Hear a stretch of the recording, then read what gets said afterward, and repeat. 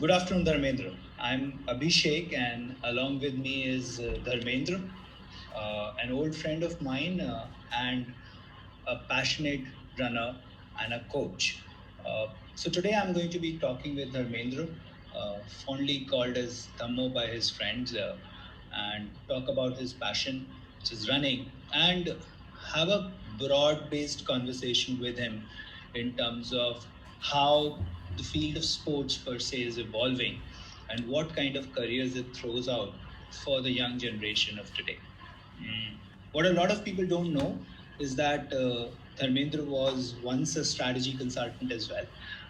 He used to work with KPMG, if I remember correctly, and he's also an accomplished writer. He's written a book, Boston Tea Party, mostly talking about his experience of becoming a marathon runner and specifically with respect to the Boston Marathon.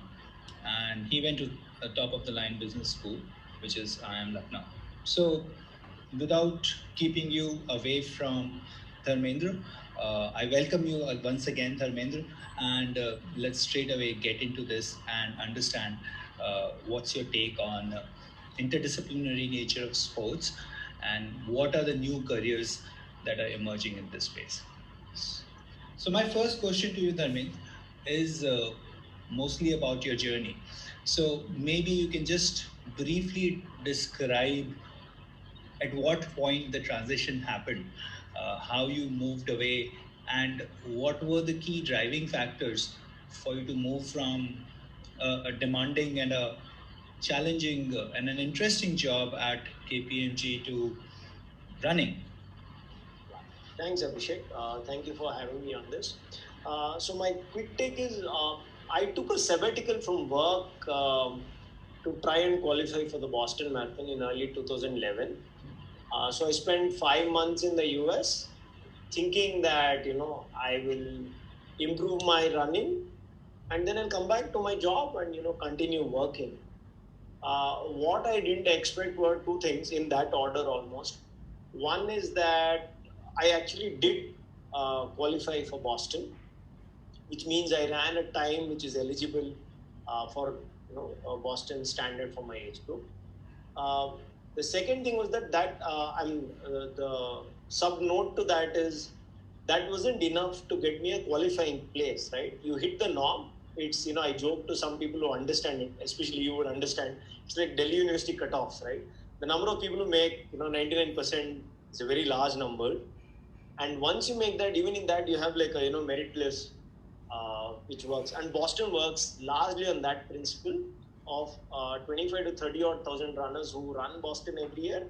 About 80%, roughly maybe 20 or 25,000. If it is 25,000, it's about 20,000 runners. If it's 30,000, it's about 25,000 runners actually qualify. Then there are various corporate runners and charity runners. So I didn't make the norm in my group, and obviously I was not very happy. It was some sort of ego damage. But the other thing that kind of happened was more a self-awareness thing, which is I have and I did this at the age of 33, so I wasn't very young either. I'd already worked for over a decade of my life. The thing was, I hadn't had as much fun um, as I did in my sabbatical doing anything in my life ever. Till that point, those are the most fun-filled 5 months of my life, and they were very hard physically and mentally, but they were also fun. Like I woke up every morning, kind of ready to go. So I kind of kept a journal because I knew I wanted to write a book and all that. And most of them are either I'm very tired or I'm super excited, or I'm tired and excited, for the next day's workout. And there was a trajectory of improvement right through those 5 months. I went from about 4 hours for the marathon to about 3 hours, 10 minutes for the marathon in the span of about 15 weeks. So, which was amazing. And I said, look, I'm 33. I wasn't married then. And I said, I have no dependents. I have money in the bank to last me a few years. And I had no debt. So my obligations were minimal. My parents were sort of dependent on me, but nothing to worry about, at least in the short term. So I said, if I don't take a jump in my life at this point, it will get harder as I age, and things change. So that part I was very right about. It is definitely harder to try and do that now. So I jumped because I had so much fun, and also because I said, if I can't do this part time, I should do this full time, because I think I have an option to come back to a job. Now we can get to how many of those assumptions were wrong later in this conversation. But the important thing was, at that point, as I saw it, there was just one decision to take. There weren't many options, and that decision was when to go. And I said, this is the best time to go. KPMG was actually very supportive, so to say. And my colleagues were, almost as excited. They're like, "Oh, we can't believe you're doing this. This is the thing to do." And this is now almost 10 years, right? In September, I hit 10 years of doing this. Even now, people say that we wish we could do what you're doing, kind of a thing. Since I'm on the other side, I can sort of try and balance that and say it's not as um, rosy as it looks, because there are other compulsions, but I can sort of testify that I've never been happier. So that assumption was borne out, which is that continue to be happy doing what I really really like.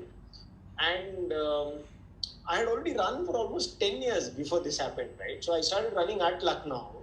I have zero history of sport, right? No competence. Even today, incompetent with ball games. My hand-eye coordination is like an exhibition of ineptitude. But running is very forgiving for such people. All you need is put on a pair of shoes, and you need to be fairly determined. And besides, expectations are very minimal, right? You're just trying to better yourself. Maybe try and get to some global norms, but still amateur norms. All said and done, only the first few hundred runners in Boston are professional, competitive, right? In fact, quite a few of even the top 100 are not necessarily professional; they're amateurs. My favorite anecdote, relating to running at Boston and being qualified is from one of your institutions. There's a prof at MIT who's won a Nobel Prize and who's run Boston under 3 hours. That's the sort of his name is Wolfgang Kettele. You should look him up. I will. He's faculty, but that's the kind of, and he's now I think in his 60s and can still qualify for Boston if he decided to. So, it's exceptional. What I'm saying is, it has enough encouragement for amateurs. You don't need to do this full time, right? It's just fun activity. I've just chosen to do this because once I decided to focus on running, I needed a way to fund my livelihood. Then I had luckily some friends who said, can you do with us what you did with yourself? We'll pay you money. I said, why not? And then I decided to get certified as a coach. And after 2 years, I said, maybe running coach is not such a large market, addressable market. So I became a certified personal trainer, because there are a lot more people who look for personal trainers than me for running coaches. And I practiced that for some time. Honestly, it wasn't as much fun as being a running coach, because running has its own filter on the kind of people you meet. Right. So while I'm certified, there's a body of knowledge to back up what I do for a living. I'm primarily a freelance consultant. I do some side gigs, but running has continued. Coaching runners rather has continued to provide. So I started as a runner largely out of interest, and then out of necessity started coaching. And because it was so much fun, I've continued doing. This is now the longest job I've held. Right, I've not done any job for more than 10 years. So there we are. My longest job has been at a car group, actually. See, there you go.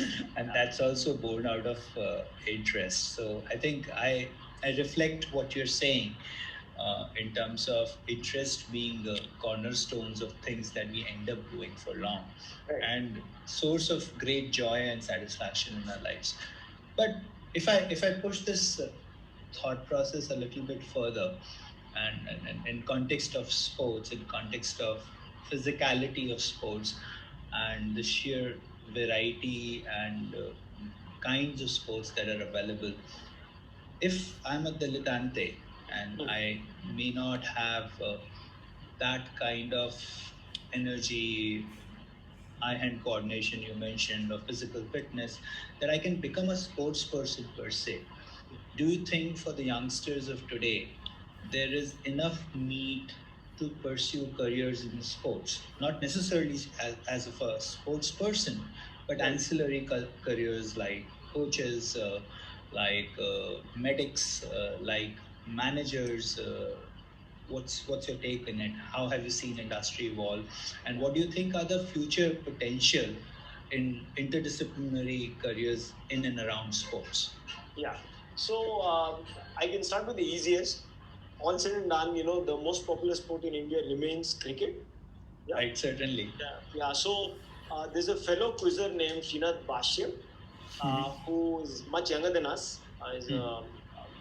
He is, I think, a general manager at Delhi Capitals, the IPL team, and he's somebody who left behind a career in, I think, private equity after B school. He's an engineer, went to B school, but he was so interested in cricket um, that there's a nice interview of his on a show called Road Less Traveled, also done by a fellow IMB alumnus who's Okay. also a quizzer. So it's a very small world, but Sheena talks about his career path, in detail, right?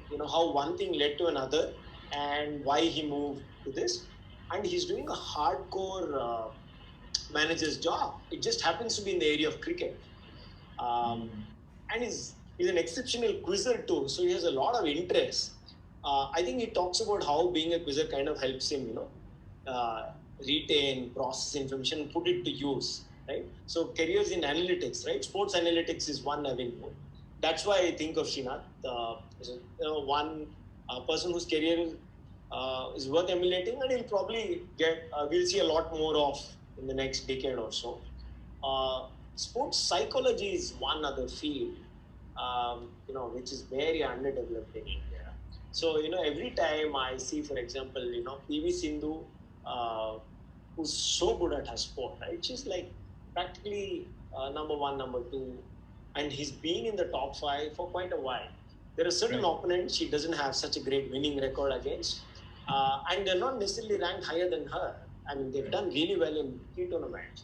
You see, there is some mental game at work, right? And now, I think even the Gopichand Academy employs psychologists. But the takeaway for us is that because we have world-class sportsmen, you don't need to be world-class sportsmen yourself or sportswomen, but you can become consultants to them and be on their journey. So you could be psychologists, right? And there are academic degrees which help you build that body of knowledge, and then you go and get out the experience with people like that, and you work with them, right? So you don't have to be performing yourself, at least not in the sport, but you work, in the same discipline. There is another, consultant I know who works in the area of, mental fitness for cricketers, who happens to be an alumnus of, the Engineering College of NREC Trichy. I can, share this information later with you. But sports psychology is a definite discipline worth exploring. I know doctors who are swimming coaches in Bangalore who coach triathletes, and they bring their knowledge of the sport and their knowledge of the professional qualification that they've come through, and both of them they bring to bear on their work. So I think this person is a consultant, travels with various sporting teams across the country. So sports psychology is one definite discipline that I think will only grow. There's also fitness, right? Simple fitness. A lot of us, don't understand how hard it is to be a really good physiotherapist, right? For example, it's very underrated. Like becoming a professional sports masseur, right, is not as simple as one might think. Right? I'm sure people have seen The Last Dance, the Michael Jordan documentary on Netflix. There is his trainer called Tim Grover, and Jordan, credits Tim Grover with a lot of his performance, improvement, and consistency, and the ability to stay uninjured. Right? So there's just which means there are at least four careers that I've discussed. Right? One is you could be a sports trainer. You don't need to be number one sportsman, but you could be a trainer. You could be a psychologist. You could be an analytics professional in a certain sport. I mean, obviously, the first thing that people think of when you say analytics is to think of the Michael Lewis book, right, about Billy Bean. Yeah. But there are predecessors. Before Billy Bean was made famous by Michael Lewis, there were people who were practicing sport, putting data to use. Right. It's just that the book made it really, really popular to have a career in that. And some of these general managers, right, are ex-management consultants. Two of the most promising teams, they have the in the San Antonio Spurs has a very, very popular manager called Popovich, who's been with them for a long time. And there's another one called Darrell, who's also an ex-management consultant, right? And I think there is at least one more ex-management consultant who works as a GM for a sports team. So these are people who come from conventional management jobs, and then you suddenly see them in the sports arena. And I think we'll see a lot of that happening. While as of today, Srinath is the only professional I know who comes from our kind of background, who's in a sports field. I think we'll see more such people in the IPL and other sports, professional teams. As India grows and these careers open up. This is fantastic. And I was thinking about some of this that we've captured in Akadru. We do talk about sports psychology quite a bit. There's a module on the winning mindset. We've also talked about decision making and specifically talked about, again, another psychological bit called as the Chamberlain effect. I'm sure you would have experienced it. But more importantly, we've also talked about the relationship between science and sports and how it helps you kind of build capacity for long term. In fact, a lot of our viewers might not know that Lighting McQueen, which is a very favorite movie of a lot of people, including my own son, it makes you forget that it's a motor car and not an athlete. And one of the reason is that his moves are inspired by the likes of great figures such as boxer Muhammad Ali, Michael Jordan himself, and football quarterback Joe Namath. So I think the idea is that sports and pursuing sports in multiple fashions enriches your thought process, and now new careers are opening up. But on that note, and I would like to probe you further as to if I'm a 15, 16-year-old with a passion for a particular sport, not really sure whether that's a career that I would go into because of many reasons, my parents not being in line with that, this peer pressure, not enough formed opportunities at this point in time at least. What's your suggestion to a 15-year-old in terms of how he could develop himself or herself so that he could get ready for some of these allied careers in and around sports? Yeah. See, one thing is to first see that it's almost like the iceberg, right? The much often used cliche about what you see is only a small percentage of the actual, so to say, the universe which goes behind the sport. So, what you see on TV as an IPL team performing is only the team that's performing, right? There's everything from stadium management to sponsorship management to athlete management, right? And these are just three things, and that's not even like amongst the 10 things that, in addition to just playing on the field, everything else that requires management. Those are careers. There's a back office which does a lot of analytics. Like Srinath is the right guy to you should probably get him on your show and ask him about what he did before he became a GM. Right? He was doing analytics, and there's a lot of number crunching. There's player performance analysis, like the IPL auction, for example. It takes a lot of analysis, right? When people go to these auctions, their options for the players that they're going to choose for the next few seasons are built to a large extent on significant amount of data analysis. So you build, this is the option 1 I want, option 2 I want, option 3 I want. You may or may not get them. So the IPL auction is one place where you actually, all we see is, X player went for, Y crores or Y million, right? What we don't see is the input, the analysis that went into it. So until you talk to the people, you won't know. So that's a career, right? Actually doing the data crunching to talk about it. And there's an interesting thing about analysis of player performance, right? Earlier, there were only a few data points that were being captured through matches. But thanks to a lot of development in TV technology, now there's a lot of advanced analytics which didn't exist earlier. You might have heard of something called Opta Joe, which is put to use in football, which brings out a crazy amount of data analysis you wouldn't have thought about, right? Which kind of takes away a lot of your bias. Is Messi, for example, very good when he hit kicks with the right foot? You see a lot of his free kicks with the left foot, right? How is he when he plays with the right foot and against which opponents and so on? So there are people who have consulting careers built on helping teams prepare against certain opponents, right? It might be one of interventions, it might be season long interventions. Um, Not everybody knows that even the teams which are not like the top team, like Arsenal has a fantastic analytics team behind it, right? And it's not even top three in the EPL, but it was top two for quite a while. And all of the big sporting teams that you can imagine, from Barcelona in football to Arsenal to Manchester City and so on, and the cricket teams, of course, all of them have analytics operations. They employ, people like you and me, or people who are software engineers who build tools to help them capture the data they want. So that's definitely one option. One is to just understand the options available to you, right?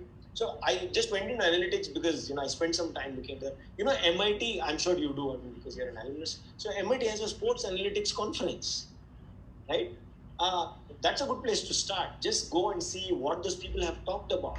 All of those people have built careers around them. Right? That's a great place to start. That's just one place. Right? Then there's the physical aspect of sport, which is training, building functional skills for the sport, functional strength for the sport, and so on. Right? Then there's the mental aspect of it. But if you become a coach or a general manager, at some point you'll begin integrating everything, right? Your knowledge of human psychology, your knowledge of the sport, and so on. Some of that is just experience related, right? Like there are very few people who will just be in early 20s and become general managers of the teams. Most people would have spent some time in some part of the various jobs that go into making a sporting team and do it. Then there's sponsorship management. There's a certain kind of skills that is required to go and find sponsors. There are skills in merchandising. So I'm sure all of us know that Real Madrid and Barcelona, just two of the largest teams in sport, they make a lot of the money from just rights, not necessarily from stadium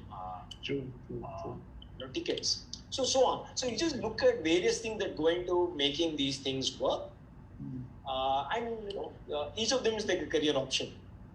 So if you're like 15, 16 years old, the best thing to do is you figure out at least you want to get on the functional side of the sport, actually playing the sport. But that obviously requires a certain set of talent and, you to commit. Or you just look at, do I want to be in the management side of the sport, right? Then you look at various other options in the management side. This is very interesting. Thank you, Dharmendra.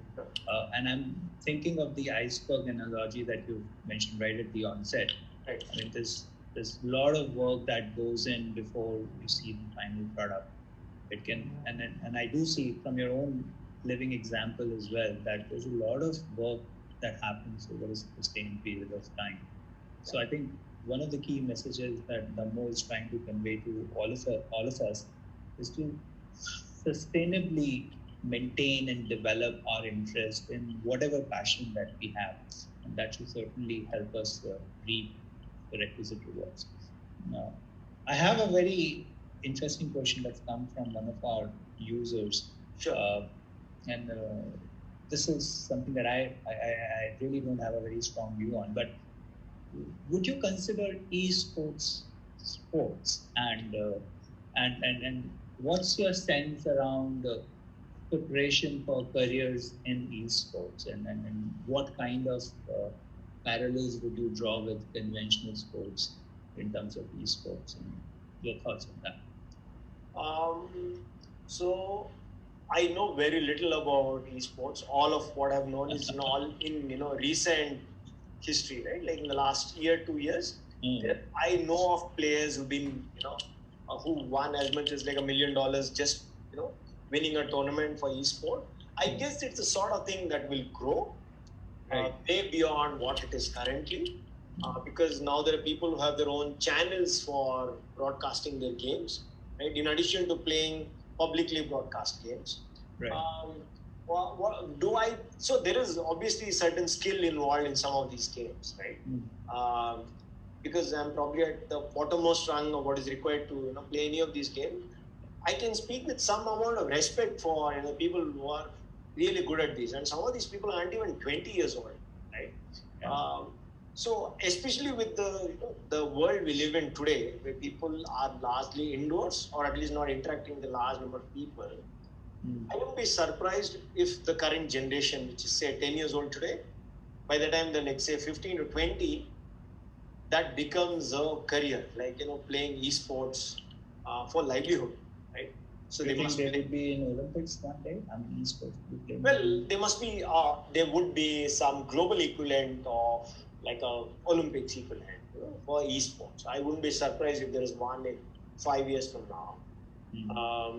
Well, the fact that there are channels like Twitch, right, which are dedicated to broadcasting sport, especially esport, means there are viewers who are ready to watch and pay to watch, right? And so just simple revenues will drive it. Do I think sport? Well, there is some skill involved and there is competition involved. So it's sport of some sort. Now, whether I would play it, if it appeals to me, is like an altogether different matter. There is some amount of skill involved in that. There's just one thing I want to say, right, in terms of careers, as we speak today, right? Just a few days ago, I saw a computer science engineer who developed a machine learning algorithm in his spare time, right? Which analyzed a weightlifter and the form just using pure what we call visual data processing, right? He picked up data via the camera and did analysis on the weightlifter's form and whether he's loading one side more or not. This is a computer science engineer, probably doesn't lift weights at all, but he's putting his knowledge to use, right? And that's a career which probably didn't exist earlier, right? I mean, I'm not saying that you need to look at traditional uses for all of these things, but the fact that this is not something you would have thought of 5 years ago. It didn't exist. Probably the data processing didn't exist, but it's a career now. That's an option, right? For a computer science engineer to spend time in weightlifting, just look at that, right? That's a career now. It's possible. And who knows where else you could apply it, right? So... True. I mean, this is making a lot of sense. I think after the fourth industrial revolution, where a lot of jobs are being taken up by machines, if we develop and nurture our interest, it would allow us to build careers in sports and allied fields. Now, coming back to physicality of the sport, and I want to kind of also talk about your own daily dose of fitness, and I want to understand from you, is it only limited to body shape, nutrition that you consume, or is it more related to holistic wellness? It's actually a reflection question from one of the cardio modules, which is talking about right balance between food and exercise. So what's your daily dose of fitness and what all elements does it include, Dhamma? So I actually say that I no longer run for physical fitness. I mostly run for mental fitness, because running has done a whole lot of good from a mental health perspective to my life. I guess that's the largely unsaid thing, right? The reason it was such a compelling thing for me to do is because of what it did to me as a person. It made me much more calm and greater use to other people than I was in the absence of running. So I largely, go out and run largely because of mental health reasons. It is of course useful that it offers, some physical fitness, but I don't need to run the amounts I'm running to stay in good shape, right? You could just do a fair amount of strength training at home spend about 150 minutes, right? That's like 2.5 hours doing serious strength training, divided into half an hour bouts 5 days a week, and you're done, right? You could just walk, you could swim, you could cycle. So I just run because it's the lowest resistance option mentally for me, and kind of I've become a little less flexible with the options available to me as I get older. Running just happens to be easier. I do some yoga when I feel a little more motivated than I am on a normal day, but I do a fair amount of stretching and all that, and I do some recovery. But food is a central part of staying healthy, in my opinion. Uh, I mean, not to pick, it also depends on your context, right? So, if you're Certainly. already pretty fit yourself, then nutrition is probably very, very important, right? But if food is key to making you fitter, then it's probably the first thing you should pursue. In my case, I was much heavier than I am today, say 11 years ago or 12 years ago. And improving my food was a key part of the process. The performance improvement came largely from losing a large amount of fat that I had, not necessarily weight, but fat, right? So, and food was central. I'm a big fan of food, followed by sleep. I mean, food is a placeholder for nutrition, sleep is a placeholder for, proxy for recovery. So, training as the actual running part is like a distant third. Uh, Food is a very large percentage. I would say, in my opinion, notionally more than 50% of the game, probably 75% of the game. Sleep is about 20% of the game, because sleep is a cheap form of recovery, right? Otherwise, you need to get massages and do lots of other things. Sleep is the cheapest form of recovery. You don't have to pay anybody to sleep, right? It's your time. Exercise is important, but you can get exercise in various forms, like I said, right? Anything that works as cardio for you, just walking, cycling, swimming, and so on. Running, of course, right? I'm biased towards running, but you could pick something that's entirely non-running. For example, some people have issues with joints and ligaments and so on for various reasons. So they can't handle impact sport or racket sports, for example, right? They're in pretty good shape. They just swim and do functional training. So uh, my daily routine involves running 5 days a week, sometimes 6 days a week. But uh, I'm sort of unconscious about my food, or rather, not conscious about my food. I'm not conscious, but I'm saying it is internalized. So I have like a filter which I don't have to actively exercise about picking what I eat. It's sort of embedded in my head that these things are good for me, these things are not good for me. So I don't drink very often, although I have no moral stance against alcohol. Right? Just it's okay. I mean, it's a matter of preference. I don't smoke. At least I don't smoke any longer. I used to smoke a while ago.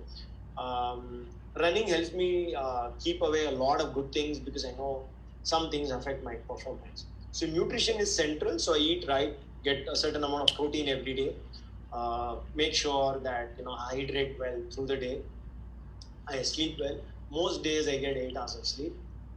So out of 7 days, my average would be about 8 hours. I don't get less than that. So food, sleep, and then exercise, and some Excellent. strength training. But like most people will tell you, I do way less than I should be doing. So I'm in that thing. But food and sleep mostly covered on all 7 days. Yeah. Thank you, Damo. Thank you so much. This was very, very helpful. I know I'm above my time limit, but just final few thoughts for 1 minute in terms of what's your outlook towards careers in sports and allied spaces, and your core message for the youngsters of today who are thinking of some of them from a futuristic perspective. Yeah. So one is to kind of not let your past guide your future. So even when I went to college, when we went to college, most of us were sort of locked in, right? You're told that the 10th board exams, 12th board exams, then your final graduation exams, and maybe even your B school exam, right? Your grades guide your future. We are already at a stage where some very large companies, including consulting companies, are no longer using your grades to hire, right? Through Uh, that. the good news is that their volume requirement for people is way higher than we can supply, right? But skills are necessary. So you need to build skills, you need to work hard. Those are invariant. You don't necessarily need excellent grades. So one, don't get bogged down by your grades. Grades is a proxy for your past, right? You should look towards what is the career in the future, right? So I'm already on my, so to say, third discipline, right? I started out as a software engineer, but I was pretty sure I was going to go into a career in management. But little did I know when I did management that I'm not going to be doing a conventional B school kind of job now. And because of what I've done till now, I'm not sure this is what I'm going to be doing 10 years from today. It could be something else, it could be allied to what I'm doing today, it will be something entirely different. So I guess one sort of reassuring thing about being human in the age of, you know, a lot of advances in machine learning, artificial intelligence and all, is that you could change, right? Just telling yourself that what I'm doing today need not be the thing that I'm doing 10 years down the line is a big step in preparing yourself. So lots of options. The great thing is India has a lot of opportunities in the future. The uncertainty is that all of us don't know what those opportunities are. Most people don't know what those opportunities are going to be because we have certain sports, right? If you told somebody 10 years ago that we would be amongst the world's leading nations in shooting, then they just laughed at you. But just a couple of medals in global events and a few determined people have changed India's sports trajectory, right? Now India is a lock for at least a couple of medals. There's a good chance we'll win more than one medal in shooting in the Olympics, right? Like, Certainly. so it's like that. So one is to prepare, and all of these people earlier came from the armed services. Now there are lots of civilians doing uh, you know this kind of sport, and that's just one example, right? Badminton is another example. Gopi Chand has been instrumental in changing the average Indian's interest through his academy, more as a coach, right, not as a player. He's Certainly. an excellent player, but he's done far more as a coach than he did as a player, at least in my opinion, right? So just two examples, two sports where India's had some history, things have changed. So India, being in India helps because it's the land of opportunity. Of course, there are loads of challenges being in India, but if you keep an open mind and tell yourself to not, the fixed growth mindset thing, right? Right. If you're not fixated, stuck, and consider your current status as a limitation, then just, a lot of things can be done. So keep your mind open.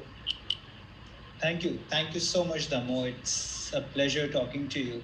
And I think lots of suggestions given. Fundamentally, my takeaway was that there are a lot of interesting careers which are open in the interdisciplinary field of sports, Yeah. so long as you keep a growth mindset, like you've said, and keep on feeding your interest in terms of the skills that you build for future. Thank you so much, And Damo. last suggestion Sorry. for your readers and viewers, Right. is to go read the book Range by David Epstein, because Right. the fundamental premise of the book is to be a generalist, and David Epstein himself has changed careers. So there's like a side note to the book itself. So the name should be an indicator of what's the kind of approach, right? Should you take a broad approach? Should you take a focused approach? There's enough in the world of sports science to share a kind of support that early specialization is not for everyone. So that's another thing for your younger members, right? Something to keep in mind, that one, like you said, stay updated, continue to work hard, but keep an open mind and pick up as many generic things as possible while you're young, right? You will obviously specialize later. That's true. So true. I remember he compares Tiger Wood with Roger Federer and Absolutely. talks about Yeah. how these two different careers have panned out. Yeah.